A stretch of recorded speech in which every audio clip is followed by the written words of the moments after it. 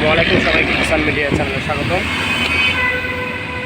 চট্টগ্রামে তীব্র যানজটের কবলে দেখতে পাচ্ছেন, এখানে ট্রাফিক পুলিশ গাড়ি থামিয়ে যানজট নিরসনের জন্য চেষ্টা করছে। আর দেখতে পাচ্ছি এখানে রাস্তায় আসলে উল্টো পথে অনেক গাড়ি এসে জায়গাগুলো ছোট করে রেখেছে। এখানে অনেকগুলো সিএনজি প্রায় উল্টো পথে প্রবেশ করে এই জায়গাটা একদম চিকন এবং সরু করে ফেলছে, যার ফলে যানজট এবং ভোগান্তি আরও বৃদ্ধি হচ্ছে। এই ধরনের কিছু অনিয়মের কারণে আসলে এরকম অসুবিধা হয়ে থাকে। দেখতে পাচ্ছেন চট্টগ্রাম শহর জুড়ে কিন্তু প্রায় সময় যানজট লেগে থাকে, কারণ এটা ব্যস্ত নগরী এবং এখানে বন্দর রয়েছে। সব মিলিয়ে আসলে একটা অন্যরকম অবস্থা। তার ভিতরে যেভাবে উল্টো পথে গাড়ি যাচ্ছে তাতে আসলে আরও ভোগান্তি ফেলছে সাধারণ অন্য গাড়ি এবং সাধারণ মানুষের।